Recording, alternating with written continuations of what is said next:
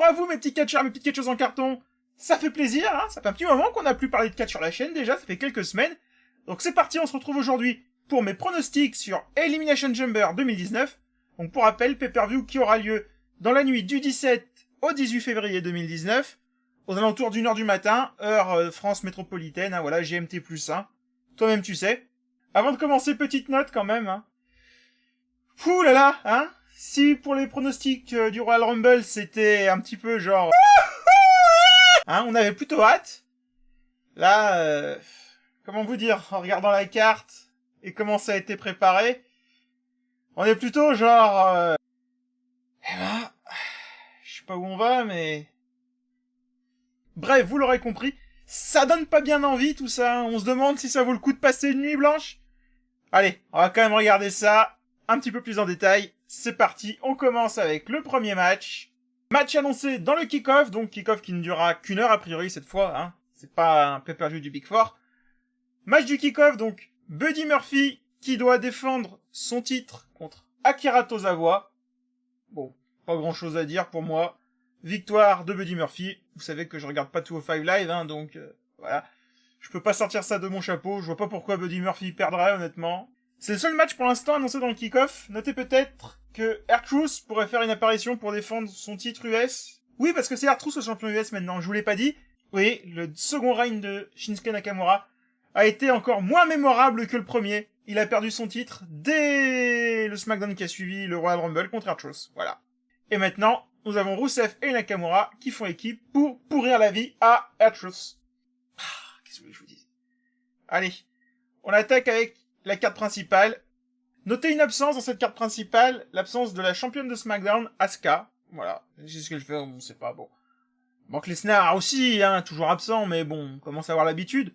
Donc, le premier match qui, je pense, ouvrira Elimination Chamber 2019, c'est Braun Strowman contre Baron Corbin dans un no DQ match, donc pas de disqualification. Strowman qui essaye de se venger donc de Corbin qui lui a coûté son opportunité pour le titre universel au Royal Rumble.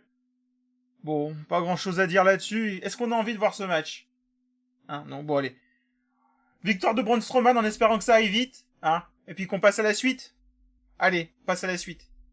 Second match pour moi de la carte principale, Bobby Lashley va défendre son titre intercontinental contre Finn Balor. Notez que c'est un match à handicap. Bobby Lashley dans ce match fera équipe avec Lio Rush. Bon, tant qu'il ne file pas un micro à Lio Rush, tout va bien. Donc, Finn Balor qui semble plutôt s'orienter vers le titre intercontinental plutôt que le titre universel, à mon grand regret. Autant lui donner un petit push, hein, voilà. Titre intercontinental pour Finn Balor. Match suivant, donc, j'enchaîne pour moi avec le Elimination Chamber féminin, donc, qui cette année sera dédié au titre par équipe féminin. Donc, c'est ici qu'ils sont introduits, ces titres. Donc, pour l'instant, ils sont vacants. L'équipe qui remportera cette Elimination Chamber sera la première équipe championne féminine. Bon. Qui on a dans cette Elimination Chamber? Donc, c'est un match que j'aurais bien mis en main event. Je vous cache pas, à un moment donné. Quand on regarde le work rate, bon, on se dit, c'est un peu chaud quand même. Hein, donc, on a Bayley et Sasha Banks. Les Iconics, donc Peyton Royce et Billie Kay. Ensuite, on a Tamina et Nia Jax en équipe. Mandy Rose et Sonya Deville. Carmella et Naomi. Alors, équipe bookée complètement à l'arrache. Hein, ça, c'est... il manque une équipe pour l'Elimination Chamber. Vas-y, là. Mets Carmella et Naomi ensemble et puis ça fera une équipe. Bon, pourquoi pas. Et les deux tiers du Riot Squad, donc Liv Morgan et Sarah Logan. Sarah Logan, comme dirait Christophe Ajus, n'est-ce pas? Donc, Bayley et Sasha Banks. Alors voilà, c'est un petit peu ce qu'il y a de mieux dans cette chambre d'élimination. Bon, le reste, bon, Naomi c'est bien, Sonya Deville c'est bien, Mandy Rose, Liv Morgan, Sarah Logan, elles font ce qu'elles peuvent, hein, mais bon, ça reste plaisant à regarder. Nia Jax, bon, tant qu'elle blesse personne, on s'en contentera. Peyton Royce et Carmella, bon, ça s'améliore, hein, l'air de rien, ça s'améliore. Mais bon, par contre, avec Billie Kay et Tamina, hein, j'ai dit un petit peu de mal de ce match, mais finalement, il y a vraiment que deux mauvaises catcheuses dedans, hein, donc bon, on s'en sort quand même pas trop mal, bon. Notez quand même que ce match a plutôt été bien construit avec des tournois à Raw, des matchs pour déterminer dans quel ordre elles vont rentrer, hein, voilà, on nous évite le coup du elles vont rentrer au pif, hein. Et une époque, je crois que c'est comme ça que ça se passait dans les chambres d'élimination, hein. Les entrants rentrent chacun à leur tour, hein, ils sont tous enfermés dans un pod et les pods s'ouvrent. Il y a une petite lumière qui tourne, genre ça va s'ouvrir au hasard. Là, l'ordre a été prédéterminé. Donc c'est pas mal. Ça a été bien construit, on peut pas leur reprocher ça. Voilà, je dirais, écoutez, allez, on va conclure avec ça. Sasha Banks et Bayley. Parce que voilà, hein, qui d'autre? Franchement, qui d'autre? Ouais, il pourrait le donner à Nia Jax, le titre. Et franchement, vous avez... Le problème de donner le titre à Nia Jax, c'est qu'on aurait Tamina championne. Et ça, quand même, non, c'est pas possible. C'est pas possible. Peut-être Mandy Rose et Sonya Deville. Allez, peut-être. Ce serait le choix de SmackDown. Choix de Raw, et choix numéro 1 pour moi, c'est Sasha Banks et Bayley, clairement. Surtout que ça irait dans le sens des 4 Horsewomen championnes à la fin de WrestleMania 35. Pour moi, voilà, comme j'en ai parlé donc dans mon bilan du Royal Rumble 2019, si vous souhaitez aller le voir, voilà. Allez, on va partir là-dessus. Sasha Banks et Bayley.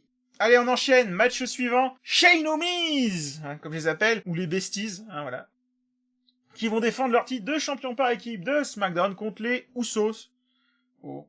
Match qui a été un petit peu balancé comme ça, hein, sans grand intérêt aussi. Vraiment, au niveau des constructions, c'est pas ça, hein, les matchs, hein, c'est pas ça du tout. Bon, faut dire qu'il y a eu à peine plus de 2 semaines, hein, je crois qu'il y a eu 3 semaines entre les deux pay-per-view, donc bon, c'est vrai que ça a été fait un peu à l'arrache.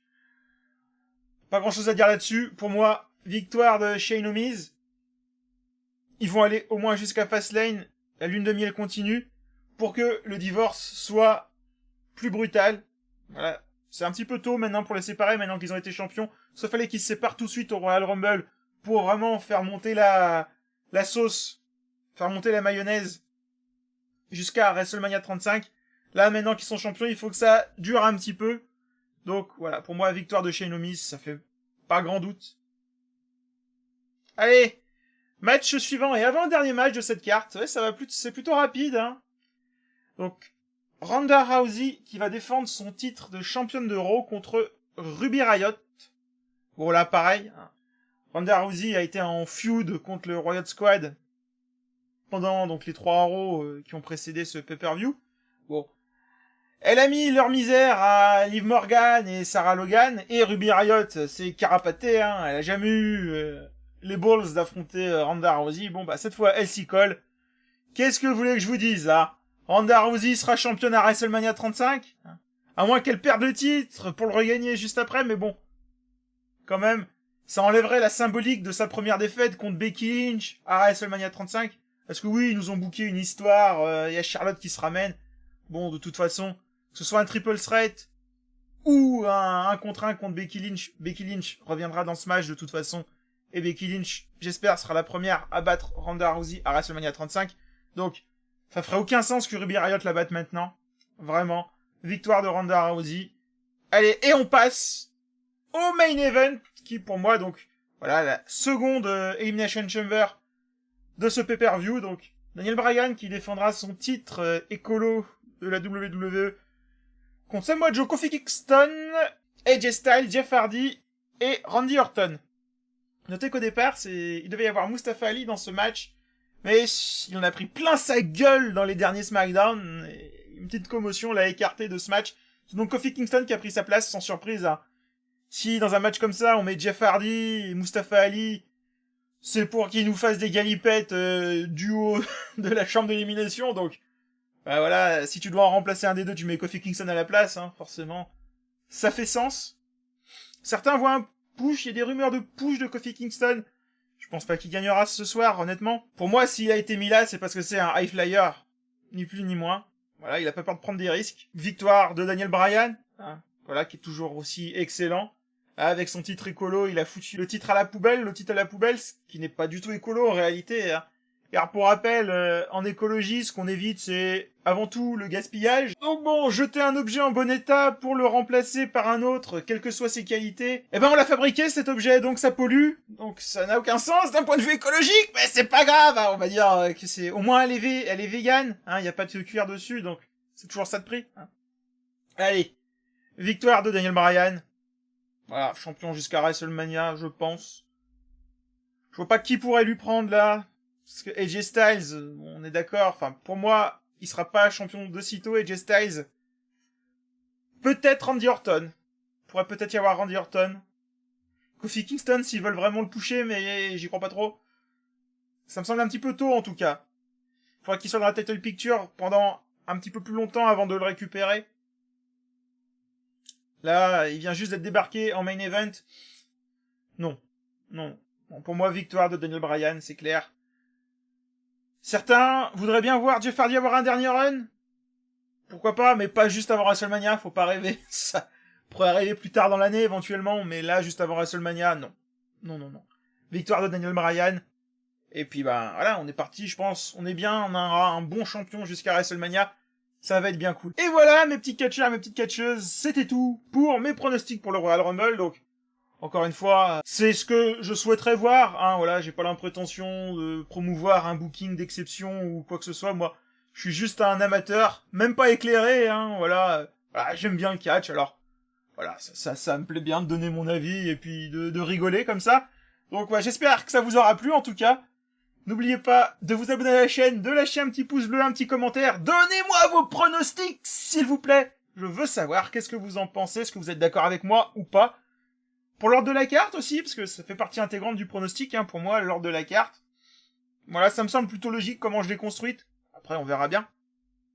On pourrait remplacer assez facilement, par exemple, Shane O'Miz et le titre intercontinental, vous voyez. Bon, moi, ça, c'est vraiment des places interchangeables, je savais pas trop lequel mettre. Enfin bon, bref. N'oubliez pas non plus de partager la vidéo, c'est le plus important. Et suivez-moi sur Twitter, @fullcartongamer. Voilà, le lien est en description, dans la bannière, sur la bannière de la chaîne. Donc, voilà, suivez-moi sur Twitter. Et puis, bah, je vous dis à la semaine prochaine pour le bilan de l'Elimination Chamber 2019. En espérant d'avoir une bonne surprise, j'en attends rien du tout de ce PPV, donc... Bon, soit je n'attends rien et je serai quand même déçu, ça arrive, soit je serai agréablement surpris, et j'espère... Parce que franchement, passer une nuit blanche pour voir un PPV de merde, ça fait toujours chier. Allez, salut les petits catcheurs et les petites catcheuses. Je vous fais des bisous. Et je vous dis à la semaine prochaine. Bye.